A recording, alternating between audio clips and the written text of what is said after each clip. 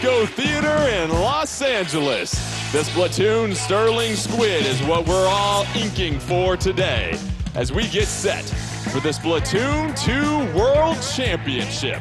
4 of the freshest squads getting set to battle over the next 2 days of exciting action. We bring you opening round action today. And to help kick things off, let's please invite a special guest to the stage.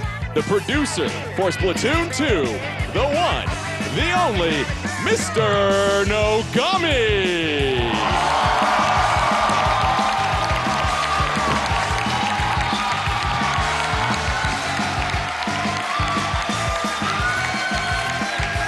Hello, everyone. Thank you for coming. Thank you.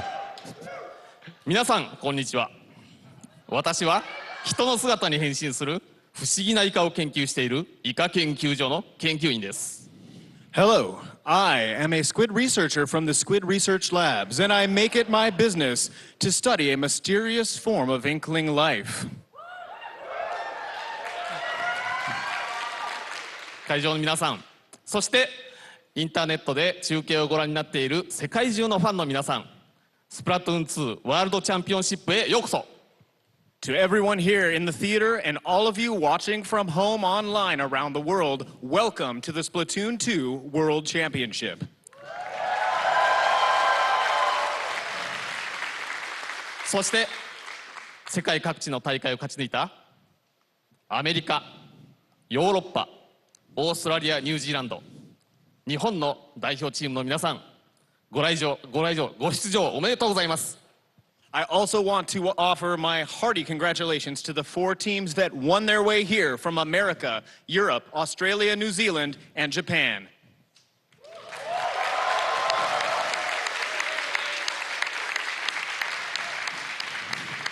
トッププレイヤーたちによる世界最高峰の戦いが見れることに私自身今からとてもワクワクしています。I cannot wait to see what I'm sure will be some world-class play from some of the world's best players. 選手の皆さん、持てる力を出し尽くし、悔いのない戦いをしてください。To all the players gathered here, let's see your best skills on display and leave everything you have on the turf. それでは皆さん、トーナメントを楽しんでください。Everyone, please enjoy the tournament. Do your best and good luck! Oh yeah, let's get it cracking. The Splatoon 2 World Championship. Welcome in, I'm your spray-by-spray host, Jordan Kent, and joining me, 2 of the finest Splatalists in all of Inkopolis, we have Ashley Esqueda and Charles 9 Whitehead. And we have 4 of the freshest squads, as we said, and Ashley, let's start with you. Your thoughts on these championships as we get set. I mean, we were here last year for the Invitational, and now we get to see the World Championship, and I really like the stories, because we've got some returning players, and they're looking for revenge, and I like that.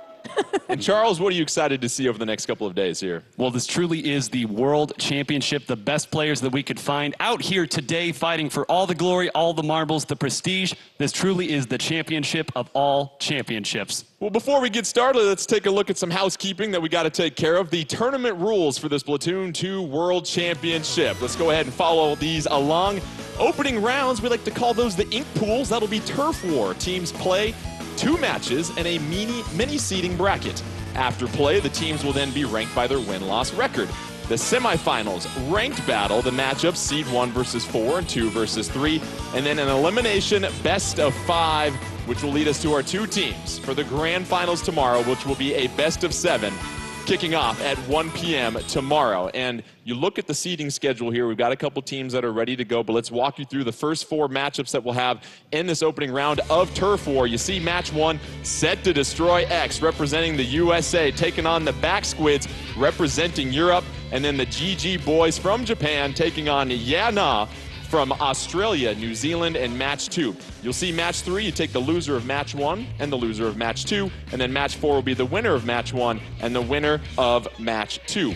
Now, we talk about Turf War here. A lot of these players are obviously very familiar with it, and many people that get their introduction to Splatoon 2 have played Turf War, so let's take a look at the basic concepts of what we're trying to do here in Turf War. Well, you guessed it. Cover as much of the stage as possible in your team's ink in 3 minutes. Whichever team has the most ink on the ground at the end of the match wins. Now, Ashley, a pretty basic concept, but you look at these professionals and it is much more than just that. That's right. When you're playing at this high of a level, Turf War is not as easy as it seems. And of course, these two teams are going to look to establish positioning very early on and hold those spots so that they can put down as much ink as possible. And to that point as well, the music change in the last minute is not just for show. Believe me, the last 30 seconds, the most important part of Turf War. You have to make sure that you're in the right spot to stop the enemy push, then save your specials, because it's all about who's ahead at the end. We heard about the team names, but let's take a moment to get to know the squads just a little bit better with a quick look at them.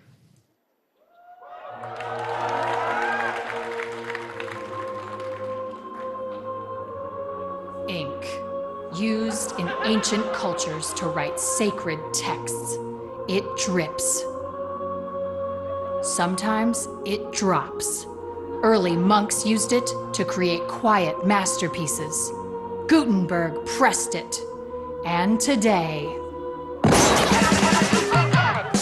we use ink to determine the winner of the Splatoon 2 World Championship, where 4 teams come together to compete for the coveted Sterling Squid.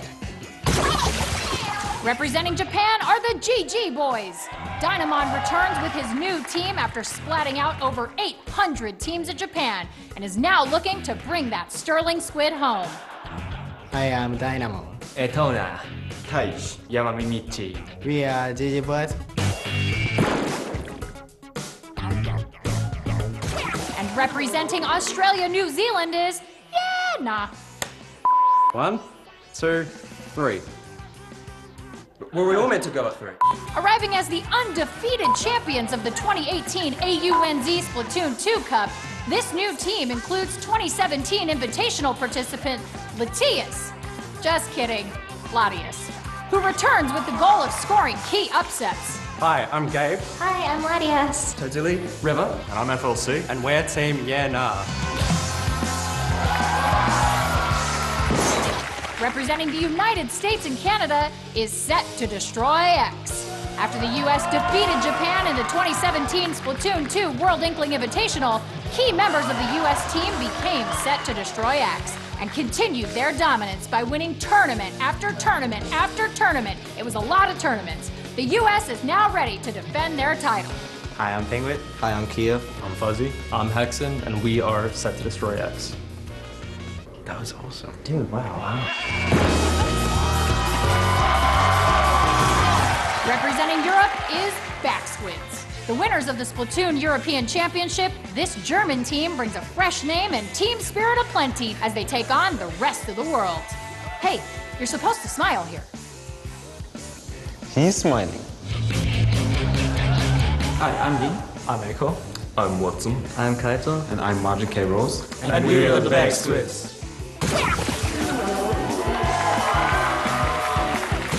Now that we've met our teams, it's time to split! It's great to establish an emotional connection with all of our teams right there as we get set for our first match. You've got SetToDestroyX from Team USA taking on the Backsquids from Team Europe. And 9, I want to talk about these special communication devices they'll be using as they get set to play here. Right, these teams have a special communication device tailored specifically for this tournament. I don't know if you can see them down there, but there are some 6 Splatoon 2 World Championship decals on the side, and communication so important in any team-based shooter, but especially this. There's only 4 members. They all have to be informed. Players getting their gear ready right now, and as far as the level selection, they'll be starting off on Piranha Pit. That was won by a coin toss by Team USA in the back, so we'll get a chance to look at that level. And you look at the different abilities in gear, what do you think lends itself well to Turf War here, Ashley? I think for Turf War, you're looking for things like, swim speed. I always love swim speed. You can get back into the action quickly. I know we're going to probably see a lot of maybe super super quick jump. I mean, there's a lot of different things you could pick, but the one thing that we won't be seeing, Nine, as we were talking about, is sub-abilities. We will not be seeing sub-abilities today. Sub-abilities are disabled, so it's important to place the abilities that you are allowed to use on a premium, because you only get 3. Right. And I want to talk about the final 30 seconds of the match here, because we oftentimes say in Turf War, that's when it's make or break time there, 9. What are these teams trying to establish in those final ticks on the clock? Well, first of all, they want to position themselves properly. Everyone knows that when you're pushed back, you have to find a way back in. What beats that? Positioning. And on top of that, you need to have your specials. You know that the opponent is going to come out with specials. You have to have yours at the ready to counteract theirs. Players making their final adjustments and getting back to communication, we oftentimes talked about as well, too. That's one of the key features of these professional teams here, Ashley, their ability to talk and chat with one another and recognize threats. Yeah, of course. I mean, anybody who is playing Splatoon, you always want to be talking to your teammates, right? I know that I always play with my best friend. We're talking to each other in voice chat. We're telling each other, hey, there's someone on the left, there's someone on the right, there's someone on, let's go flank. So it's an important feature. And with these guys, they are at the top of it. Let's get started with our first match in the Splatoon 2 World Championship. We've got Turf War on Piranha Pit. You'll go ahead and look at your screen. You see Team USA SetToDestroyX in the pink, and then you've got the Backsquids in yellow. Looking at the loadout, what are you noticing right here, 9? Well, you see SetToDestroyX running with 2 Rapid Blaster Pros. We're going to say that name a lot, and those who follow Splatoon know it is the dominant weapon currently in the meta. You see a Rapid Blaster on the side of Backsquids as well. Keep an eye on those weapons. Majin already using the Inkjet, able to get a splat on Wit right there. Going to go ahead and respond back to his spot right there.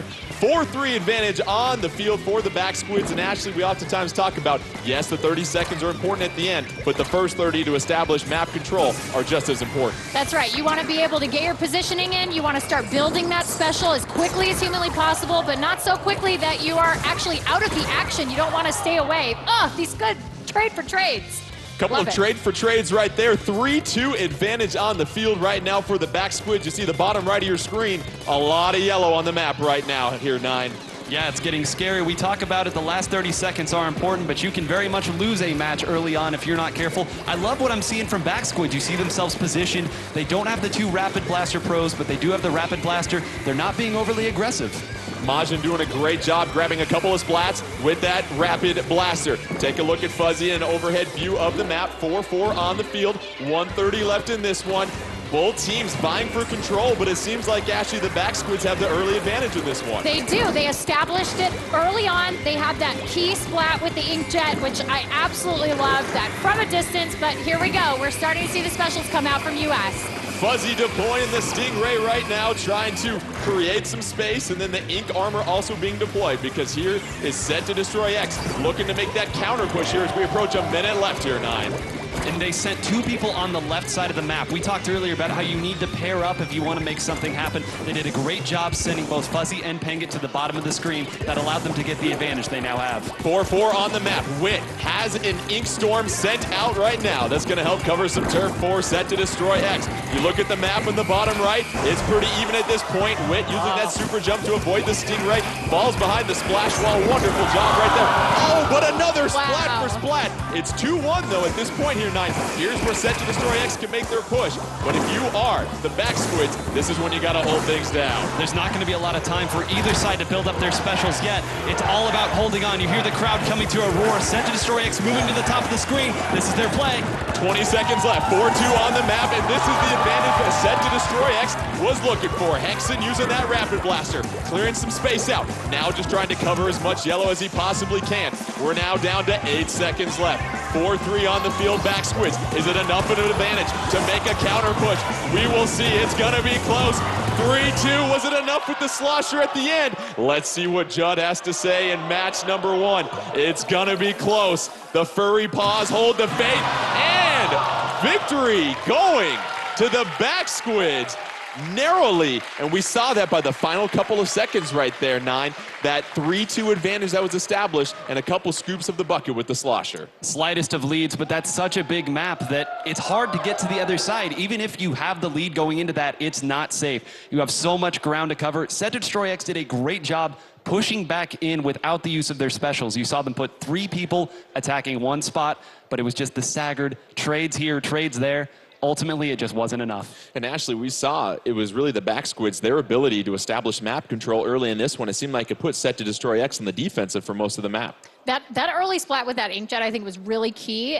I think it hurt their ability, SetToDestroyX's ability to set up any kind of positioning. They had to kind of fall back a little bit. It really gave Backsquids an advantage throughout the entire match. And we talked about the trades and the splats that were going on. Let's take a look at our instant replay from that matchup. We'll zoom in here on Wit and see what he's doing in this Turf War matchup. And 9, why don't you go ahead and walk us through this as he lands on the super jump behind the splash wall. So this was a really key moment because you see the Slosher is pushed up in an aggressive position, and they also had just fired their Stingray as well. Even though Pengit went down right after doing that, that was their frontliner that they had sent out there. Cleaning that up without anybody going down really set the tone for them to make that late comeback. But again, it just wasn't enough. And we saw a lot of splat for splats trades, as we said, Ashley, and really for SetToDestroyX, you're looking to try and get the splat, then make the push, but you don't get a chance to do that because the Backsquids doing a great job of just playing defensive and making sure they secured the turf that they were able to grab. Absolutely, and they won a lot of their one-on-ones, and if they didn't win the one-on-one, they took someone down with them, and I think that was such a smart move on their part. You know, they didn't get overly aggressive.